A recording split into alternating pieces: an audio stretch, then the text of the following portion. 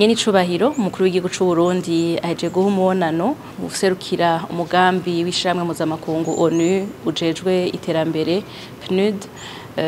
umushingantahe Mathieu Chiowela akaba yaraje gusezera nyene icubahiro umukuru w'u Burundi nyuma yuko iryo shirahamwe ryamushinze amabanga ahandi mu kindi gihugu. Uwo mubonano rero watanze akaryo ko kurabira hamwe ivyakozwe mu gihe uwo muserukizi yarari muri ayo mabanga, ibikorwa vyaranguwe ariko no kurabira hamwe imigenderanire hari hagati y'iryo shiramwe mpuzamakungu ujejwe iterambere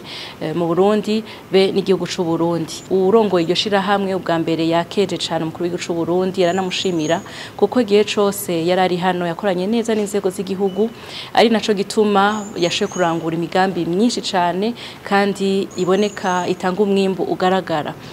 Yashikeje umukuru w'igihugu c'u Burundi kubw'imbona kazoza n'uburongozi bwiza afise bwo guteza imbere igihugu c'u Burundi, imbona kazoza y'igihugu cishira kikizana mu 2040 kandi giteye imbere mu 2060. Iyo shira hamwe mu ntumbero yo guherekeza Burundi niyo mbona kazoza yarashigikiye cane kandi bandanyishigikira mu gisata c'uburinyi, mu gisata co gutunganya imigambi, gisata co gwaruka, gisata c'abakozi n'akazi, eka ibisata vyinshi bitandukanye bishobora guherekeza Burundi muri mbona kazoza bigatsimbataza n'umushinge w'iterambere. Umukuru w'igihugu c'u Burundi nawe ubwiwe yakeje cane uwo muserukizi, aramwifuriza no kuroranirwa amabanga agiye kubandanya, arashimira imigenderanire hari hagati y'iryo shirahamwe n'u Burundi, aho mbere yagiye asubira kumwereka ihangiro Uburundi bufise, yizera yuko iryo shirahamwe rizobandanya rirongowe n'uzomusubirira guherekeza igihugu c'u Burundi gushagishike kuri iyo mbona kazoza y'abarundi. Inyuma yaho umukuru w'igihugu c'u Burundi yakiriye uwuserukira igihugu ca Kenya mu Burundi, nawe nyene akaba yaraje guserezera Sebarundi nyuma yuko ikiringo ciwe muri ayo mabanga kigeze kw'isozo.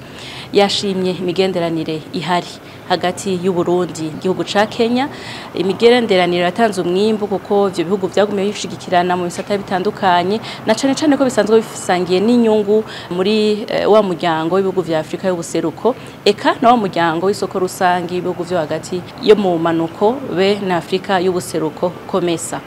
Rero baganiriye neza, bariyemeza no kubandanya batsimbataza iyo migenderanire bayivyaza umusaruro mu migambi y'iterambere y'abene gihugu. Inyuma yaho nyene icubahiro umukuru w'igihugu c'u Burundi yakiriye uwuserukira ishiramwe mpuzamakungu riraba ivyo kugaburira abantu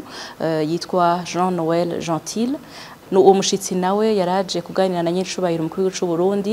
ubwa mbere kuva agenywe muri ayo mabanga kugira ngo asabe intumbero, aganire na Sebarundi, ashobore no kumva imigambi mikuru leta y'u Burundi yashize imbere. Muri uwo mubonano rero nyicubahiro umukuru w'igihugu c'u Burundi baganiriye, aributsa yuko Burundi bwafashe ihangiro, abarundi bose bavuga rumwe ubu bavuga ijambo ryo kubaka igihugu, bafise umugambi wo guhindura kino gihugu c'u Burundi kikaba igihugu cishira kikizana mu 2040, igihugu giteye imbere mu 2060. Yamweretse rero imigambi mikuru iri imbere kugira ngo dushobore gushika kuri iyo hangiro, kandi imigambi isanzwe iri muri iyo shirahamwe ishigikira ni kuvuga kugaburira abantu, aho mbere icivugo ca nyicubahiro umukuru w'igihugu c'u Burundi ari uko umurundi wese aronka ico afungura, umufuko wose nawo ugashikirwa ukaronka amafaranga.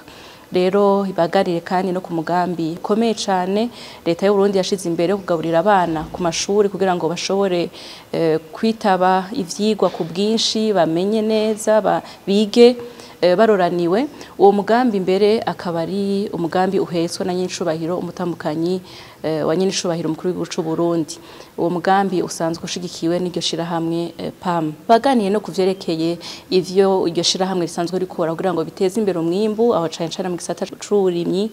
kuvyerekeye guhingura umwimbu, ivyo vyose mu ntumbero yuko umunwa wose uronka ico ufungura kandi ugafungura neza, ugafungura ibikwiye. Yamwifurije rero kuroranirwa, aramwifuriza ikaze mu gihugu c'u Burundi, aramwemerera yuko leta y'u Burundi isanzwe ikorana neza n'abayishigikira mu migambi yayo kandi izoshigikira n'uwo mugambi kugira ngo turi kumwe twese nkuko nyene icubahiro atangishanya kubivuga, dushobore gushika kuri iyo migambi y'iterambere kuko